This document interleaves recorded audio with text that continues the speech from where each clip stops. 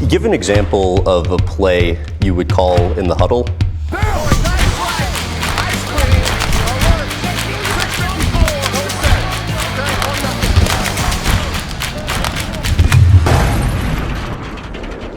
Hoje começa a saga do Power Ranking, Xavier. Você vai ter que lidar com isso a partir de agora, cara. Não, eu não acho um problema isso, cara. Não é lidar, é um prazer fazer isso. Não, com certeza. Branco, joga na tela aqui pra gente também o nosso Power Ranking pra gente poder discutir os times. Enquanto o Branco vai jogando aí na tela, eu ia comentar, tá? Pra quem não assistiu os outros episódios, até recomendo, vai lá e assista. Primeiro ponto que eu vou falar, mas a gente tá fazendo o programa, né, desde o início da temporada, desde a pré-temporada antes, né? E assim, uma coisa que eu prometi já no começo do campeonato, que eu falei assim, eu não quero avaliar nenhum time até a quarta rodada. Porque o primeiro jogo às vezes é um susto, é um engasgo. Sabe, os times ainda não estão 100% preparados. Existem as questões da pré-temporada, que tem time que não bota os titulares pra jogar até pré-temporada. Eu dei um nome pra isso. Diga. A gente tem o Poser Ranking também, além do Power Ranking. Os times que são poser. Tipo Packers?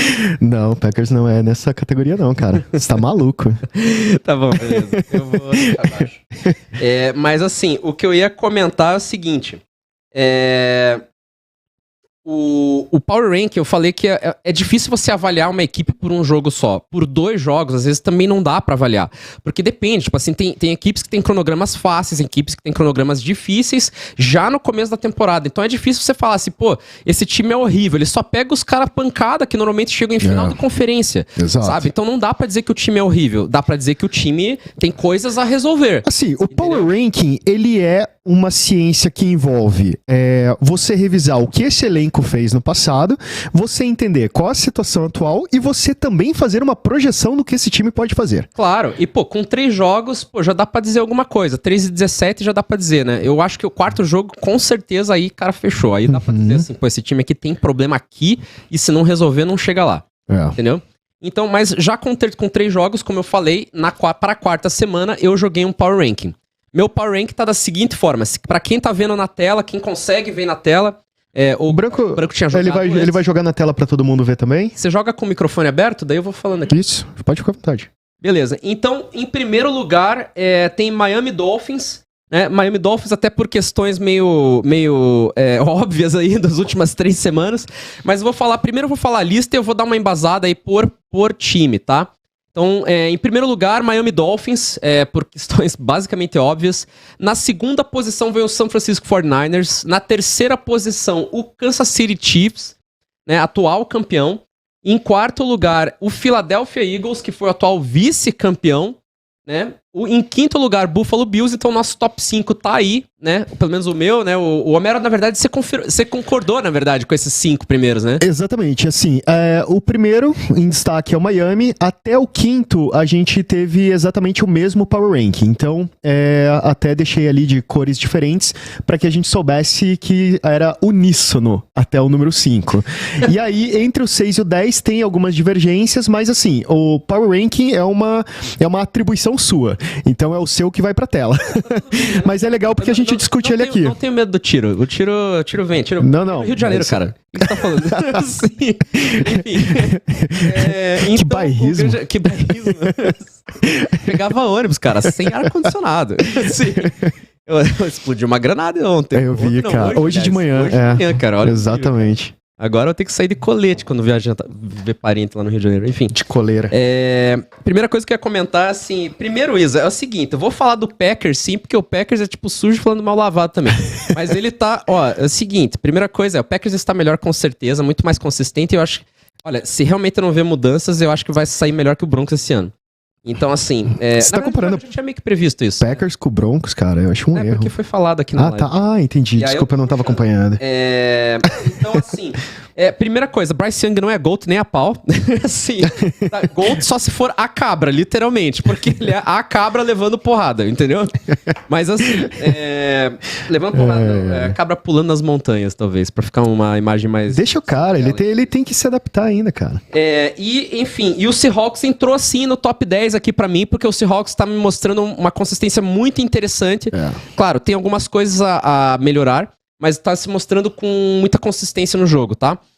Então eu vou falar o seguinte, a partir do top 5, o top 5 tá bem acordado aqui, eu acho que tá em sintonia, tanto eu quanto o Homero, né?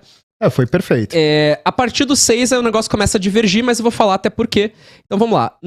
A partir do 6º lugar, Dallas Cowboys. Na sequência, Seattle Seahawks. Né? Na sequência, em 8º lugar, Baltimore Ravens. Em 9º lugar, Cincinnati Bengals. Eu tô dando um crédito pro Cincinnati Bengals. Tá? E eu coloco ele abaixo do Baltimore porque ele perdeu pra Baltimore. Certo? E, em final, Detroit Lions. Porque eu acho que é um time que tem extremo potencial, só que o resultado não tá saindo ainda. Então, vamos lá. Então, vou começar de baixo pra cima. E eu vou fazer 2 menções honrosas, tá? Porque a gente discutiu um pouco em relação a isso, e eu vou ter que comentar. 2 times eu acho que valem a ressalva, eu vou falar antes de falar o top 10. O primeiro é o Steelers, e o segundo é o Cleveland Browns, tá? Então, o Pittsburgh Steelers, ele tem uma menção honrosa por um motivo. Neste exato momento, o Steelers só sabe ganhar de uma forma, que é pela defesa, tá? Como eu já falei... Até vale o comentário que, na prática, assim, os 4 times da AFC North são defesas muito fortes. Os 2 que estão aqui também têm grande parte por causa da defesa deles. Sim, eu até falei, eu falei isso pra você. Eu falei que, tipo, a AFC Norte, na minha opinião, é uma das divisões que estão mais disputadas, estão mais complicadas. Então, assim... vai ser difícil dizer. Eu achava que antes o Cincinnati ia sair, tipo, até deixando poeira pros outros, assim, ou talvez na briga com o Baltimore mesmo. Só que eu tô vendo que o negócio vai ser mais complicado do que eu pensava, tá? Visto esses 3 jogos, né? Mas então vou fazer a menção honrosa desses 2 times que estão na mesma divisão. Steelers especificamente, o problema dele é porque a única forma do Steelers ganhar é com a defesa. Mas veja, que defesa? Porque a defesa atualmente ela lidera a liga em sacks, tá? E TDs defensivos. Então o Steelers realmente pontua com a defesa. Ele segura os times com a defesa. Só que o problema é que, né, o ataque não tá no mesmo nível. Então, TJ Watt, nesse momento, cara, não dá pra bloquear, cara, na boa. Ele e o Minkah Fitzpatrick lá na secundária, então é de um lado bate um, de outro lado bate outro. Entendeu? Mas assim, o ataque, infelizmente, não tá produzindo. Ele tem mais ou menos 4.8 jardas por jogada, tá? E assim, a única arma deles em profundidade é o George Pickens, né? Que é um bom jogador, é um bom receiver, mas é a única referência, certo? E como já foi falado no passado, o Kenny Pickett tem um teto... Ele é ok, ele tem um teto baixo, vamos colocar dessa forma, tá? Então, assim, o ataque com teto, uma hora vai ter limites, né? Porque a defesa pode segurar até certo ponto, ele pode... Sabe, tipo, a defesa pode segurar no 0-0, se não pontuar e tal, mas e o ataque vai pontuar ou não vai? Entendeu? E esse é um problema. Então, o Steelers tem uma menção honrosa, acho que não cabe no 10 aqui. Mas basicamente 100% do que você falou dá pra considerar em relação ao Browns a mesma coisa nesse momento. Exato. Então, é a mesma pegada. É exatamente a mesma pegada. O Browns, de forma diferente, ele tem as mesmas limitações, porque a defesa cedeu apenas... Olha só, a defesa do Browns cedeu apenas 490 jardas em 3 jogos. Em 3 jogos, tá? Atualmente, ele não faz isso desde 1970. Nossa. Tá? Então, assim, é uma coisa legal. Mas o Myles Garrett tá jogando demais. Myles Garrett tá jogando demais, ele tá sendo o pivô dessa defesa, tá? E ele já foi, o Myles Garrett é um desses talentos geracionais. Total. Né? Então, assim, ele, na época, o Jadeveon Clowney acabou sendo um bust, mas o Jadeveon Clowney foi um talento geracional que aparentemente não vingou, né? E aí, assim, o Deshaun Watson, ele é eficaz, mas ele não tá consistente. Neste exato momento, parece que ele é capaz de conduzir o ataque, mas ele não é mais o mesmo cara. Não. Então, assim, ele tá extremamente ineficiente. Assim, se contar os 2 primeiros jogos dele, foram horríveis. Esse último agora, ele teve 82% de precisão, que é muito alto. Na verdade, liderou a semana com 82%. Só que, assim, esse foi o último jogo, e foi contra o Tennessee Titans. Então, assim, poxa, será que é o Titans que tá mal ou ele que tava muito bem, entendeu? Essa semana você até me mandou um vídeo de highlight dele da época do Texans. Não, era excelente. Então, exatamente, é isso que é complicado. Cara. Você não vê mais esse mesmo jogador. Então, assim, se ele vai voltar, se vai ligar um botão ali, ele vai voltar a ser esse cara. Essa foi a pós do Browns, quando resolveu pegar o cara. Pra isso vai ter Power Rank ao longo da semana. Exato. A gente vai avaliar esse tipo de situação. Quem sabe ele sobe aí no top 10. Mas o grande ponto é que ele não foi bem na primeira e na segunda semana. Não. Agora a terceira semana, vamos ver o que vai acontecer, certo?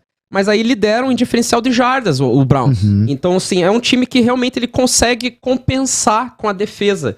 tá? Só que assim, se o ataque não se acertar, esse time não tem condições de ir muito longe. E aí fica mais difícil agora que o running back, o Nick Chubb, né, que é o principal running back do time, é o carro-chefe do time, tá? Porque sem um jogo terrestre bem estabilizado, o Deshaun Watson não tá fazendo muita coisa. E ele tá fora da temporada, porque, né, se lesionou. Então, assim, a defesa vai ser a âncora do time e, assim, a eficiência do ataque tá ranqueada em 24º, entendeu? Então, se realmente não melhorar isso aí, não vai dar boa. Mas agora vamos pro top 10 de verdade, tá? Vou falar básico aqui, Detroit Lions, ano passado, era literalmente a pior defesa do campeonato, 32º. Nossa, confundi agora. 32º. E agora é a 11ª. Não, e é engraçado porque, assim, vamos lá. Pior defesa do campeonato, ele ganhou 8 das últimas 10 partidas, pra você ver o quanto esse time tinha realmente um bom ataque.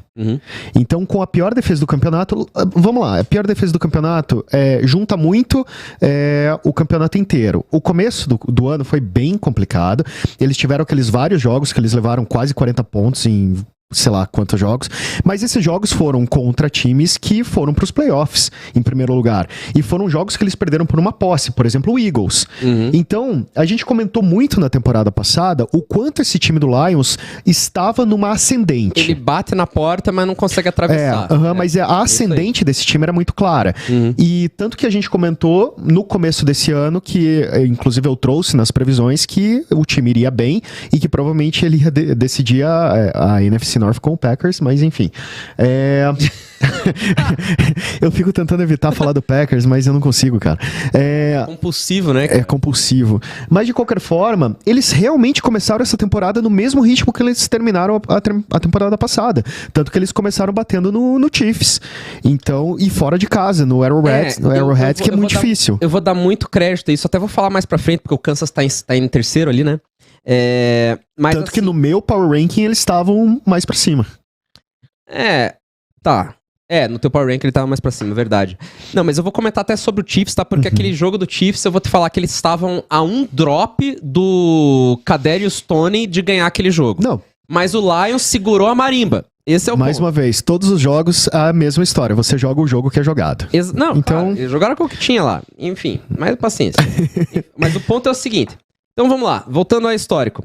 Neste exato momento, o Detroit Lions está 10 vitórias e 3 derrotas nos últimos jogos. Isso. Tá? Nos últimos jogos. Então, desde a semana 9 do ano passado, eles estão assim nessa ascendência, certo? Dessa ascensão de vitórias. O QB, obviamente, Jared Goff já foi pro Super Bowl, sabe? Então, é um QB bom o suficiente para ganhar o Super Bowl. Tá? Ele não ganhou porque realmente houve limitações, jogou contra o Patriots, defesa forte, sabe? Então, existem algumas coisas aí que realmente pegam, mas o Goff é capaz. Esse é o ponto que eu vou colocar. E aí,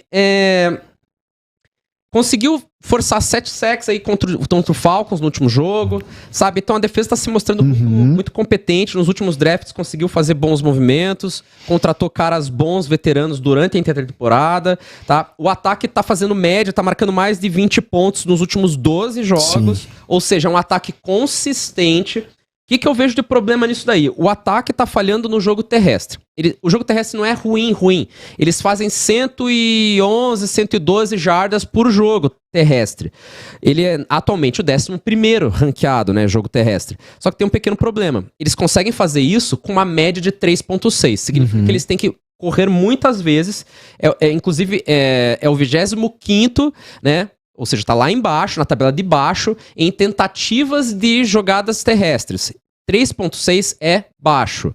Então, eles têm muitas tentativas, mas elas são, entre aspas, ineficazes. Certo? Então, assim, o Lions precisa realmente melhorar no jogo terrestre. Se eles ficarem apenas descontando não, mas confiantes no jogo aéreo, não vai ser suficiente. Tá? Na sequência vem o Cincinnati Bengals. Nesse último jogo, foi a redenção. Conseguiu ganhar um jogo aí, tal, tava indo para um 0-3 quase, conseguiu virar esse jogo contra o Rams. Eu inclusive falei, né, que o Rams iria ganhar. E assim, o Rams poderia ter ganho porque o Joe Burrow não jogou aquilo tudo. Ele tá com limitação de movimento ainda. Aquilo que a gente comentou antes da temporada, que a gente achava que ele ia ficar fora, colocaram ele pra jogar e não deveriam ter colocado. Ele tá, literalmente, o Cincinnati Bengals, assim, ele tá com uma lesão na panturrilha crônica, certo? A previsão era que ele deveria deveria começar a jogar a temporada a partir do quarto jogo. O Cincinnati Bengals não botou reserva, cara. Não botou reserva, botou o Joe Burrow e perdeu os 2 primeiros jogos difíceis, mas perdeu os 2 primeiros jogos, conseguiu sair com a vitória agora contra o Rams. Eu acho que eles estão preocupados, eu acho que no longo prazo. Conseguiu sair com a vitória, mas assim, Joe Burrow com 26 passes completos de 49, sabe? Tipo, botaram o piano nas costas dele mesmo. Tipo assim, veja, ele distribuiu bem as bolas, se for ver bem, claro, não teve uma porcentagem alta, mas conseguiu distribuir bem a bola pros caras de talento do time dele. Joe Mixon, T. Higgins, Tyler Boyd, apareceram... e Ja'Marr Chase, que apareceu especificamente no segundo tempo. Apareceu mais, né? Obviamente já tinham, né? Eles sempre tiveram sintonia desde a época da faculdade, não foi diferente no jogo. 259 jardas, mas com uma interceptação e 0 touchdowns. Então, assim, Joe Burrow apenas gerenciou este jogo e conseguiu manter, né, o controle dele até o final para que o Rams não ganhasse. O grande pivô desse jogo foi a defesa. De novo, a defesa foi quem segurou esse time, segurou o Rams em 16 pontos. E aí o Cincinnati teve, né, capacidade suficiente para conseguir fazer 19 e sair do jogo com a vitória. Tá? Então eu vou colocar o Cincinnati por crédito em relação ao resto do elenco e a defesa que está fazendo um excelente trabalho em 9º. Em 8º, vou pro Baltimore Ravens. Baltimore Ravens só tem uma coisa a falar. Tá ótimo, tá ganhando, tá com 2-1, né? Dá pra melhorar, claro. Só que o problema do Baltimore Ravens, que tá em 8º, e eu acho que a tendência dele é cair, é a quantidade de lesões. Eles estão empilhando lesão. É lesão no elenco em todo lado. Odell Beckham Jr., que é o recebedor, né? O wide receiver, lesionado. Não tá ainda jogando. Tight end, Mark Andrews, uma das principais armas que o Lamar Jackson utilizava, tá lesionado. E é engraçado que a gente já comentou isso no programa. Tem sido recorrente toda a temporada. Não, e tá aumentando. E tá aumentando. As lesões no Baltimore Ravens é questionável, inclusive, da preparação física. Exatamente. Eu não sei que diabo tá acontecendo. Exatamente. Entende? O left tackle, o Ronnie Stanley, tá lesionado. O center, Tyler Linderbaum, tá lesionado. O running back, J.K. Dobbins, perdeu a temporada, tá lesionado. Sabe, assim, assim, os outros somados dá, tipo, quase 8 jogos na temporada. Então eles vão ficar sem esses caras durante quase 8 jogos. Tem jogo difícil pela frente, sabe? E daí o que acontece com isso? Lamar Jackson agora voltou a ser running back, né? Porque tá com 193 jardas e, assim, somado, todos os outros running backs tem 249 nesses 3 jogos. Ou seja, o que vai acontecer? Vai ser o efeito Josh Allen. Entendeu? Que é dependente do jogo terrestre do QB. Até o momento que ele se lesiona. Quero ver. Daí acabou o time. Exato. Tá? Que é o que já aconteceu ano passado. Já aconteceu no ano passado. Agora, pra fazer a alegria aqui do nosso querido Darcy, eu vou falar do Seahawks. A gente tem a alegria do Darcy, depois a gente tem a alegria do Otto também. O Otto vai estar... Nossa, o Otto vai cacarejar aqui. Mas enfim, com todo respeito, mas você pode ciscar se quiser, né? Não tem problema. Mas enfim, o ponto que eu vou falar é que o Seattle Seahawks, na verdade, abriu mal, né? Ele abriu mal jogando contra o Rams, até deu um susto, eu diria. Abriu mal contra o Rams, mas veja, o Rams soube como utilizar a pressão do Aaron Donald, soube como segurar na secundária, e aí realmente o Geno Smith não conseguiu trabalhar, tá? Mas eu vou te falar o seguinte, ele é um time que tá fazendo média de 29 pontos por jogo. Isso é muito respeitável. 29 pontos por jogo, pensa, é um touchdown por quarto. Entende? Então o time do outro lado que não pontua consistentemente tende a perder. Outro ponto relacionado ao Seahawks. Ele só tem um turnover na temporada. Um turnover na temporada. Tá em primeiro lugar na liga. Tá? E aí vem que o Geno Smith tá realmente numa ascensão, já não é de ontem, sabe? Tipo, a temporada passada foi ótima e essa temporada tá repetindo 69% de precisão quando tem tempo no pocket. Então, veja, se a OL não fraquejar, a tendência é o Geno Smith conseguir trabalhar e o ataque continuar apontando nesta frequência que ele tá. Ou seja, dá pra ganhar muito jogo desse jeito. E outro ponto que daí é negativo e tem que ver o que tem que acontecer. A defesa não faz o pass rush muito consistente. Então isso faz com que os times tenham tempo pra passar a bola, que foi o que o Rams fez e ganhou o primeiro jogo. Tá? Só que já no segundo, no terceiro já não tá tão ruim. E aí tem um outro ponto que também tem que pegar. Tá? O Seattle Seahawks tem um problema com terceiras descidas. Desde 2015 o Seattle Seahawks não consegue ser melhor que metade da tabela. Tá? Ele tá em 16º ali, assim, 2015 foi a melhor posição de terceiras descidas que eles tiveram. Então, assim, eles não conseguem ter eficiência de terceira descida acima de 30%. E isso faz o quê? Que seu time saia de campo relativamente cedo, quando chega a terceira descida, claro, né? E a sua defesa volta pro campo. Ou seja, você cansa a tua defesa, certo? A defesa tá jovem, draftou bem e tal, não sei o que, blá, blá, blá, tudo bem, beleza. Só que o ponto é o seguinte... essa eficiência de terceira descida precisa acontecer para que o time de ataque se mantenha em campo, sabe? Até para evitar que QBs bons do outro lado, né, fique realmente no banco. Então, o Seattle precisa consertar isso aí. Se não consertar, pode ter problemas mais pra frente.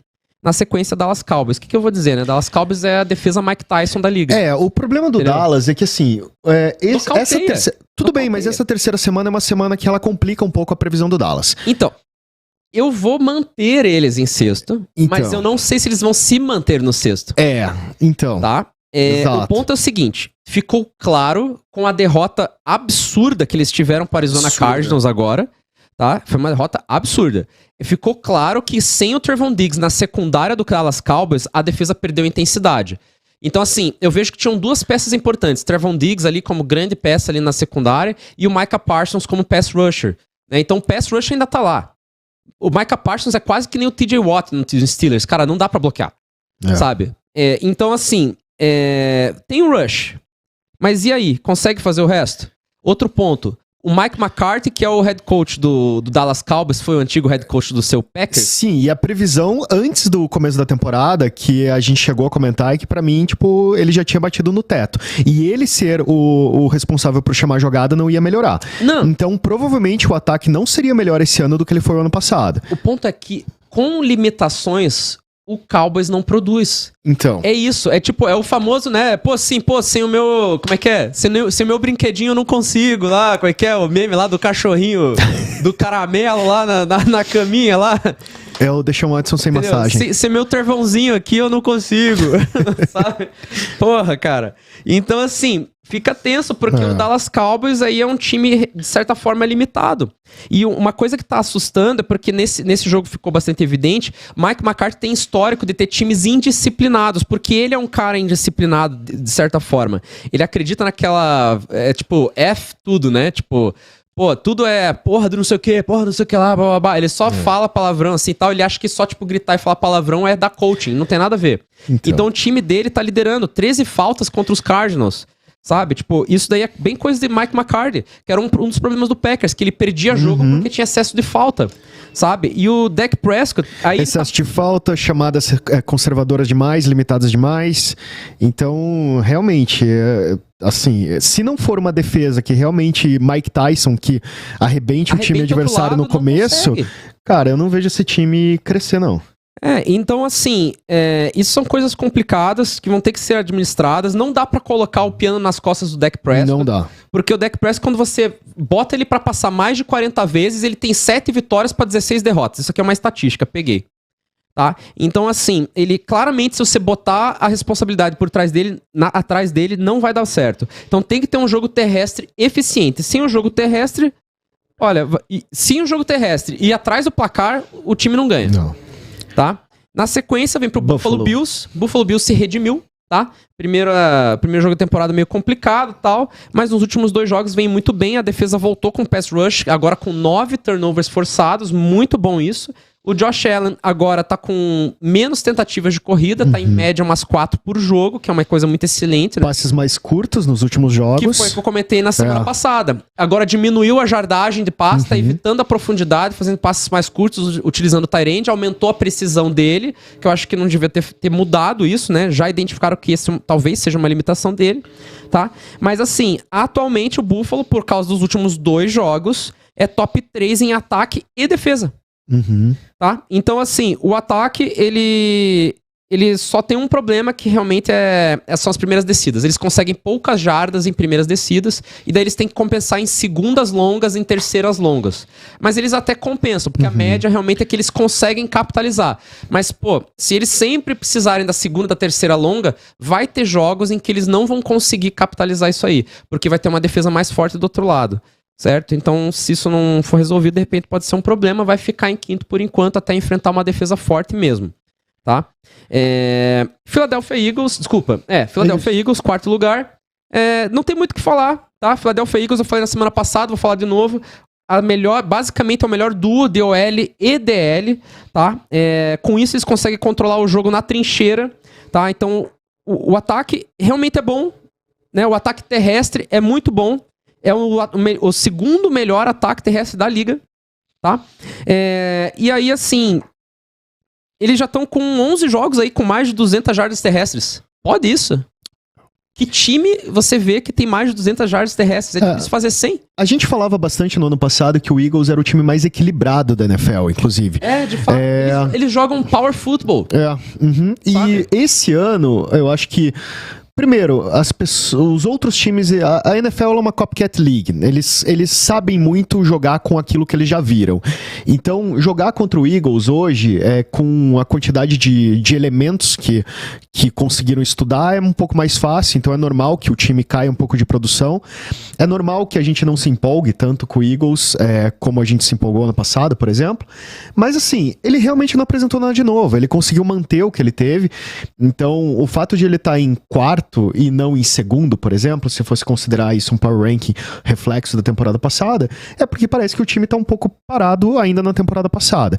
Assim, eu não sinto que ele melhorou, não sinto que ele piorou, por exemplo, mas eu sinto que os outros times melhoraram. Eu acho, sim, os outros times melhoraram porque eles aprenderam como é que vai ter que jogar com o Philadelphia Eagles. De fato, isso tá acontecendo. Tá? Não, e o que aconteceu com o Dolphins? O Eles Dolphins tá botando 8 absurdo. caras, assim, das 5 jardas pra baixo pra segurar o jogo terrestre e deixando, tipo, 2 a 3 assim, atrás pra segurar a profundidade. E, inclusive, isso é reflexo no jogo, tá? O ataque aéreo do Eagles tá extremamente fraco, com uma média de 162 jardas por jogo. Inclusive limitado a passes curtos. Sim. Entendeu? Então, é um ataque consistente no jogo terrestre, realmente. Mais um reflexo da trincheira, né? Porque o jogo corrido continua produtivo por causa exatamente da trincheira. Mas eu vou dizer que isso é uma arma interessante, tá?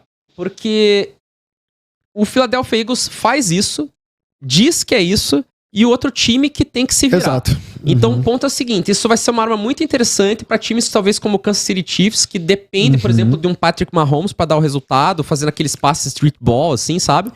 Porque o Philadelphia Eagles vai controlar o jogo no relógio.